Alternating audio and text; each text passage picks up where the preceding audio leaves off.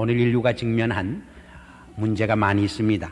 정치, 경제, 군사, 교육, 윤리, 종교, 어느 구석을 들여다봐도 많은 문제가 도사리고 있는 것을 엿볼 수 있습니다.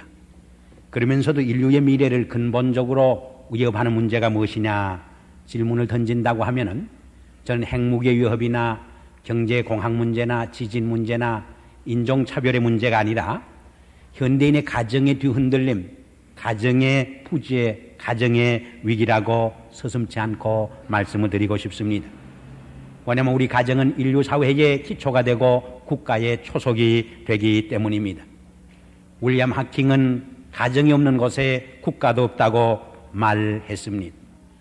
오늘날 수십만 불짜리, 수백만 불짜리 하우스 집은 많이 세워지지만은 정말 그 안에 있어야 할 아름다운 홈, 가정은 무너져 가고 있는 비극을 우리가 보게 됩니다. 오늘 북미 사회에서 이혼율이 3대 1 이상을 육박하고 있습니다. 부부 생활의 평균 연한이 몇 년이나 7년밖에 되지 못합니다. 근데 이것은 남의 이야기가 아니라 오늘 우리 한국 사회와 이민 가정의 문제로 점점 육박해 오고 있는 것을 우리가 보게 됩니다. 한국에서 요새 인사말이 바뀌었다 하는 글을 읽어본 적이 있습니다. 전에는 하도 가난하게 살고 배고프게 살아서 진지 잡수셨습니까 하는 것이 큰 인사였습니다. 근데 요새 서울에서는 이제 배가 불러지니까 그런 인사는 쑥 들어가고, 첫째로 아직도 강북에 사십니까? 강남으로 주택지를 옮기지 않았느냐는 인사지요. 두 번째로는 아직도 조강지처와 사십니까? 이혼하지 아니하고 잘 살고 있느냐는 인사지요. 세 번째는 아직도 못 따셨습니까? 운전면허증을 따지 못했느냐는 인사지요. 이것은 우리 한국 사회에서 가정의 환경과 가정의 관계와 가정의 라이프 스타일이 급변하고 있다고 하는 것을 보여주는 것입니다. 이러한 급변하는 환경의 소용돌이 속에서 많은 한국 가정이 진통을 겪고 있는 것을 우리가 부정할 수 없는 것입니다. 그런데 우리 이민사회의 경우에 가정 문제가 더 심각한 것을 우리가 보게 됩니다. 작년인가 어떤 분이 연구 발표한데 보니까 미국에 사는 마이너리티 그룹 중에 특별히 에이시안 소수민족 중에 가정의 문제가 제일 많은 소수민족이 누구냐? 한국계 이민자라고 발표한 것을 보았습니다. 85년도에 토론토에서 있었던 끔찍한 부부 살해 자살 사건이 있습니다. 성모 씨 부부가 있었는데 아주 착한 분이었습니다. 법 없이도 살 수 있는 아주 내성적인 분입니다. 그 형님이 교편 생활을 했는데 전주 기전에 교편을 잡았는데 아마 제장가 소개해서 동생 부부를 결혼을 시켰습니다. 근데 처음에는 잘 살았는데 차차 연령의 차이가 있고 성격의 차이가 있어서 많은 가정의 갈등과 불화를 불러일으켰습니다. 그날 밤에 부부가 대판으로 싸우고 헤어지기로 결론을 내렸습니다. 근데 사실은 남편은 헤어지기를 별로 원치 않았습니다. 그러나 부인이 오히려 헤어지기를 원했습니다. 그래서 순간적으로 그만 이성을 잃고 부인을 목욕탕에서 칼로 찔러 살해하고 자기도 자살하는 끔찍한 사건이 일어난 적이 있습니다. 왜 이러한 문제가 우리 이민사회와 이민가정에 그런 많이 일어나고 있느냐? 우리가 몇 가지로 한번 생각해 볼 필요가 있는 줄 압니다. 사실은 근본적으로 한 남녀가 만나서 한평생 행복하게 살아간다고 하는 것이 그렇게 쉬운 일이 아닙니다. 왜냐하면 남자와 여자 사이에는 많은 차이가 있습니다. 남자들은 보다 사회적입니다. 여성들은 보다 가정적입니다. 남성들은 보다 시각적입니다. 여성들은 보다 감각적입니다. 생리적으로나 심리적으로나 정신적으로 많은 차이가 있는 것을 우리가 보게 됩니다. 한 30년간 가정 상담을 한 유명한 제이 아담스라고 하는 분이 있는데 수천 쌍의 가정 부부 상담을 한 후에 이런 말을 했습니다. 남자와 여자 사이에는 결혼하는 동기와 목적에도 많은 차이가 있다. 그렇게 말을 했습니다. 남자들이 왜 결혼을 하느냐? 첫째로 컴패니언십, 동반자가 필요하기 때문에. 이건 젊은 분뿐만 아닙니다. 나이가 많은 분 중에서도 외롭고 고독해서 목회자를 찾아서 짝을 좀 얻고 싶다 고백하는 분들을 종종 듣게 됩니다. 두 번째는 성생활입니다. 세 번째는 로맨스 사랑입니다. 네 번째는 need for home and children 가정과 자녀가 필요하기 때문입니다. 다섯 번째는 need for help me 나를 도와주는 사람이 필요하기 때문입니다. 마지막은 security 경제적 안정을 위해서 남자들이 결혼을 합니다. 근데 여성들은 왜 결혼하느냐? 첫째가 로맨스입니다. 사랑이 대단히 여성들에게는 중요합니다. 그래서 서양 속담에 보면 남자는 에로틱하고 여성들은 로맨틱하다 하는 말이 있습니다. 두 번째는 경제적 안정 시큐리티입니다. 남자들이 결혼하면서 아내를 얻어서 경제적으로 팔자를 고치겠다 하는 분은 별로 없습니다. 그런 남자는 못난 남자지요, 사실은. 그러나 여성들에게는 신랑감의 직업이나 경제적 능력이 대단히 중요한 의미를 갖게 됩니다. 그래서 결혼할 적에 그분이 얼마나 경제적 능력이 있느냐 하는 것을 따지게 됩니다. 심지어는 사람보다 직업을 보고 시집을 가기도 합니다. 세 번째는 컴패니언십, 동반자가 필요하기 때문에, 네 번째는 같습니다. 가정과 자녀가 필요하기 때문에, 다섯 번째가 성생활입니다. 마지막은 커뮤니티 액셉턴스, 노처녀가 되어서 시집을 가지 않으면 옆에 있는 분들이 왜 자꾸 시집을 가지 않느냐, 결혼을 하지 않느냐 하니까 사회적 압력을 받게 됩니다. 그래서 나이가 들면은 얼른 결혼하기를 원하는 것입니다. 이렇게 생각해 볼 적에 한 남자와 한 여성이 만나서 한평생 행복한 부부 생활을, 가정 생활을 한다고 하는 것이 대단히 쉽지 않다, 어렵다고 하는 것을 발견하게 됩니다.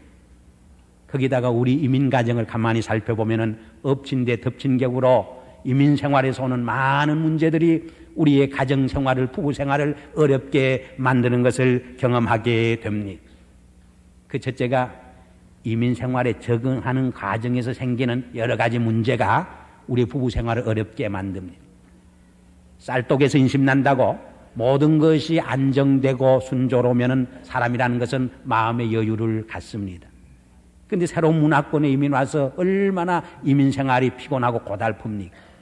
제가 신방을 종종 해보면 우리 이민 가정에 보면은 당신이 이민 오려고 해가지고 이렇게 고생스럽다고, 또 스토어를 하다가 잘 안 되면 당신이 그 스토어 사자고 그러더니 이렇게 안 되지 않느냐고 트집을 부리고 시비를 걸고 부부가 싸우는 것을 봅니다. 누가 미워서가 아닙니다. 결국 그 욕구 불만을 누구에게 터뜨리겠습니까? 만만한 남편이나 아내에게 터뜨릴 수밖에 없다고 하는 사실입니다. 두 번째는 이중 문화권 속에서 남편과 아내 사이의 가치관의 차이에서 오는 갈등이 있습니다. 역시 사람은 자기 본위주의입니다.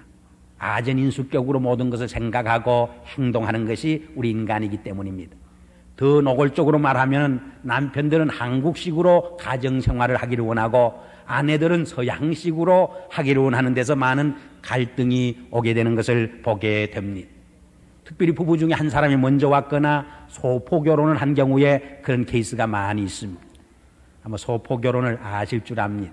제가 있던 카나다에서는 남편이나 아내 약혼자를 초청하면 한 달 이내에 결혼을 하면 됩니다.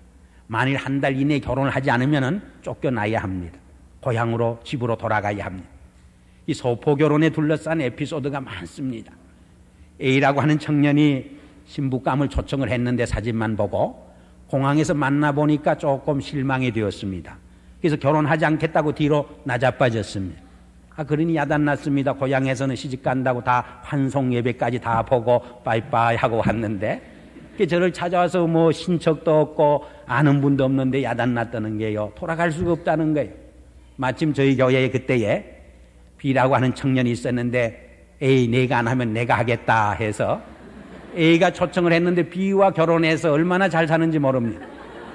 아들만 둘 놓고 사는데 한 1년 전에 제가 토론토에 있을 적에 신방을 한 번 했습니다. 제가 그랬어요. 그때 A와 결혼하지 아니하고 B와 결혼을 참 잘했지 하니까 그래요.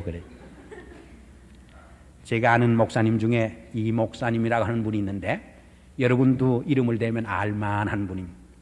미국의 뉴욕의 친구 동창 목사님이 한 30년 전에 왔습니다. 그래서 농담 삼아 우리 사돈 3세 하다가 그 농담이 진담이 되어서 사돈을 정말 삼았습니다. 근데 자부감을, 며느리감을 한 번도 보지 아니하고 아들을 미국에 척 보내가지고 그냥 결혼식을 올린 거예요. 근데 그 다음에 미국에 와서 공항에서 처음 자부를 만났습니다. 뭐 비대한 것은 말할 것도 없고 병이 하나 있는데 살을 쑥 누르면 들어갔다 잘 안 나오는 병이라고 그래요.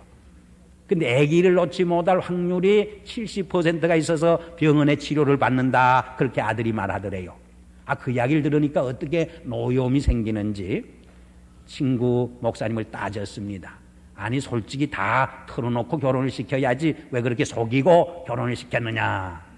사돈 목사님이 참 미안하게 됐다고 잘못됐다고 비는데 쥐어박을 수도 없잖아요. 그래서 자기 아들 방에 와서 아들과 대화하면서 그랬습니다. 아버지가 큰 실수를 한 것 같다. 만일 부부 생활에 행복하지 못하면 아버지가 용서해 줄 테니까 나하고 한국으로 가자. 그랬더니 아들이 한 10분 동안 아무 말도 하지 아니하고 고개를 숙이고 침묵을 지키고 있습니다. 아버지가 좀 답답해졌습니다. 근데 아들이 고백을 하고 간증을 합니다. 아버지, 사실은 처음엔 좀 부부 생활에 갈등이 많았어요. 불만도 있었어요. 그러나 지금은 참 행복해요. 마음의 평정이 있어요. 그러면서 간증을 합니다.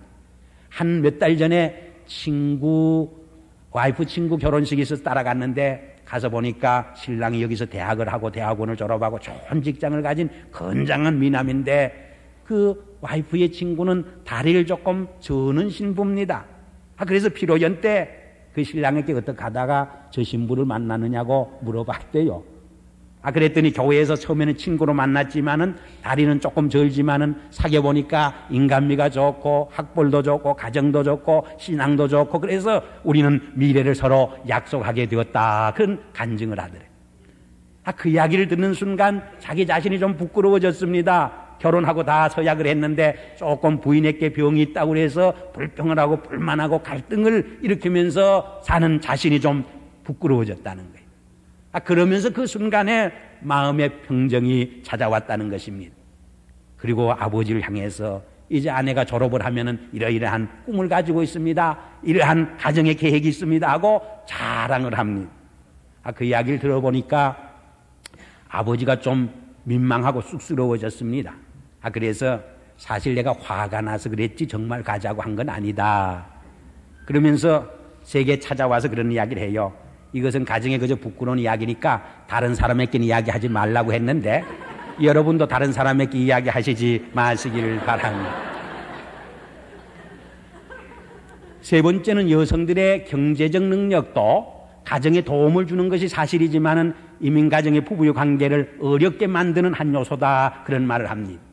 특별히 부인의 인컴이 수입이 남편의 인컴보다 더 높으면은 그 가정은 적신호다 하는 말이 이민 사회에 돌아갑니다. 무슨 말입니까? 부인이 돈을 많이 벌으면 좋긴 좋은데 자칫하면 남편의 자존심을 상하게 할 염려가 있습니다. 남편에게 열등의식을 심어줄 가능성이 있습니다. 이 부부의 생활에 있어서 아내가 남편에게 열등의식을 심어주면 그 가정은 위기에 직면하게 됩니다. 그래서 남편이 권위의식을 가지고 한국식으로 자기를 천대하고 학대한다고 하면은 나도 혼자 잘 살 수 있는데 이 천대와 학대를 받고 사느냐, 집을 뛰쳐나가는 현대판 노라의 인형의 집에 비극이 시작된다. 그 말입니다. 그리고 여권운동이나 여성해방운동이나 이 북미의 여러 가지 성에 대한 개방적인 풍조가 우리 이민 가정의 부부의 삶을 어렵게 복잡하게 만드는 한 요소가 되는 것을 보게 됩니다. 그러면서도 궁극적으로 따진다고 하면 부부지간의 애정의 결핍, 사랑의 결핍에서 오는 것이라고 말하지 않을 수 없습니다.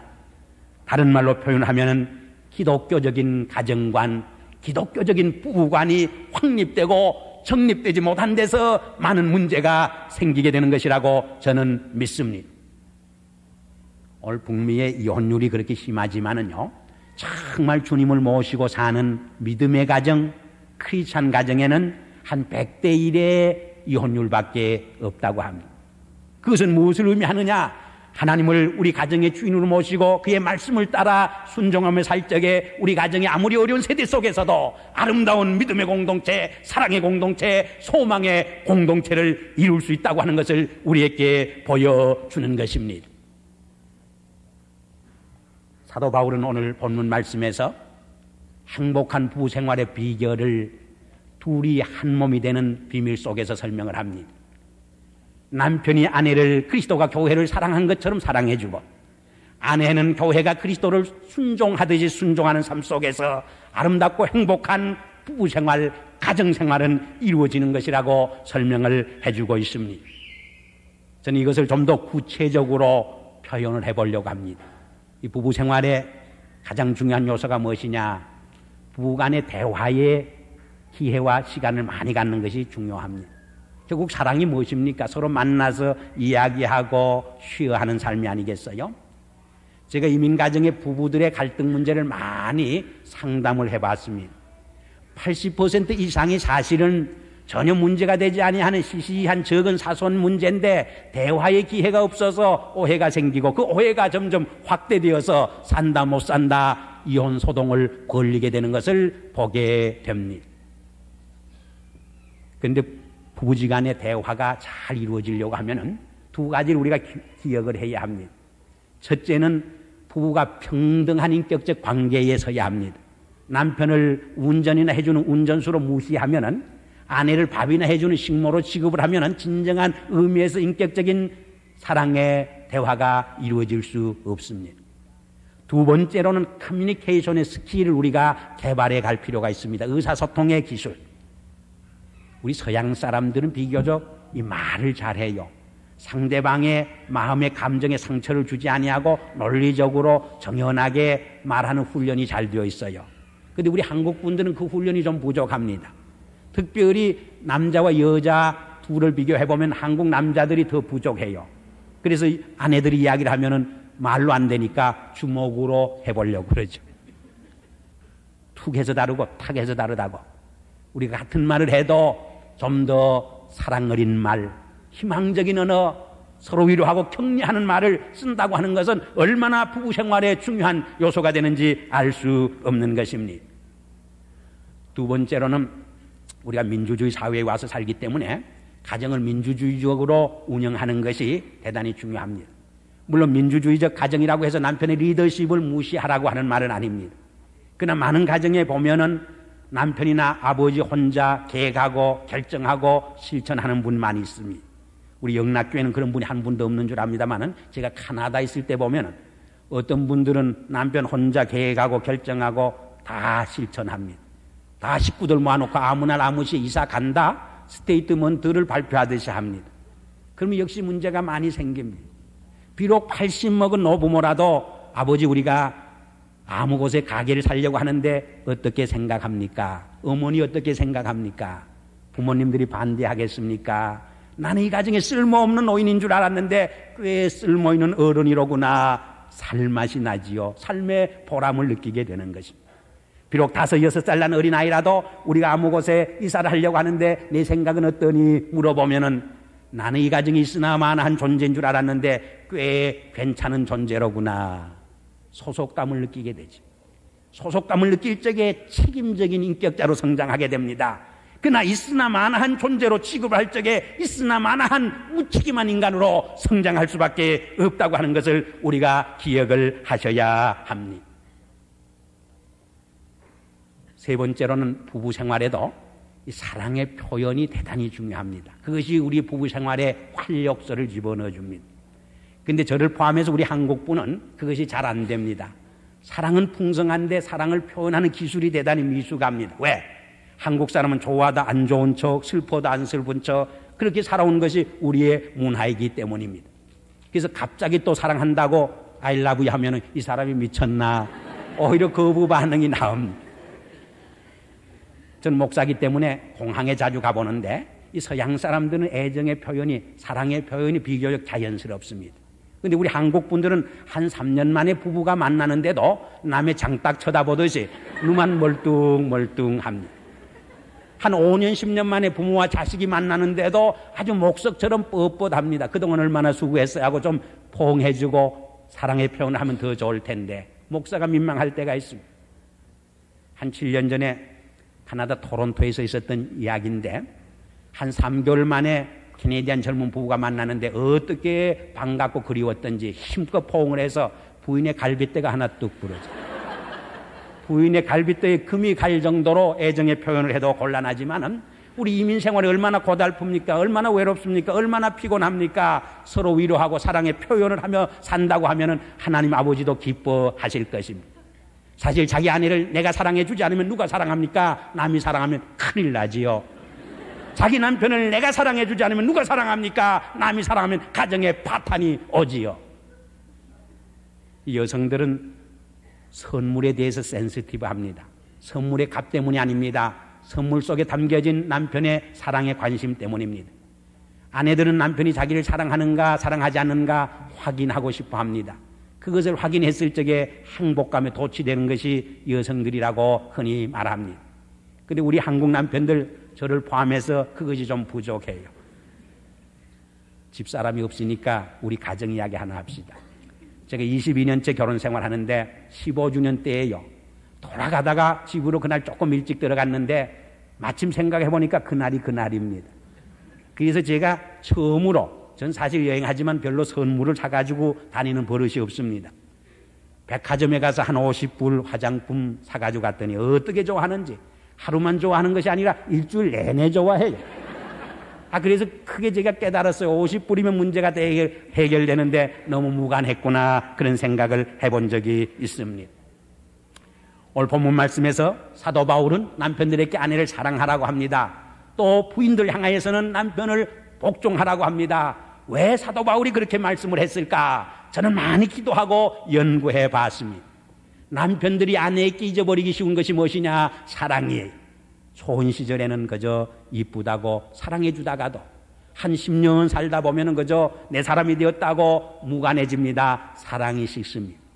한편 아내가 남편에 기대하는 것이 무엇이냐? 월급 봉투가 아닙니다. 사랑해 주기를 원합니다. 사랑하는 여러분, 자기 아내를 미인으로 만드는 비결이 어디에 있는지 아십니까? 값비싼 화장품이 아닙니다. 값비싼 옷이 아닙니다. 사랑해 주는 일입니다. 사랑받는 아내는 얼굴에 빛이 납니다. 기쁨이 충만합니다. 아름다움이 충만합니다. 그러나 남편에게 사랑을 배반당한 아내들을 보세요. 얼굴에 수심과 근심이 가득합니다. 그 얼굴에 미가 사라지고 있습니다. 아름다움이 없습니다. 또 남편들에게 복종하라고 아내들을 부탁했습니다. 남편의 아내에게 기대하는 것이 무엇이냐? 리더십을 인정해 주기를 바라요. 처음 결혼해서는 존경도 하고 잘하다가 한 5년 10년 살아보면 남편이 별게 아니거든. 나보다 어떨 땐 못한 것 같아. 그래서 리더십을 무시하기 시작합니다. 그때 남편이 가장 상처를 받는다고 하는 것입니다. 여러분, 자기 남편을 성공시키는 비밀이 어디에 있는지 아십니까? 가정 안에서 성공하도록 남편의 리더십을 인정해 주는 일입니다.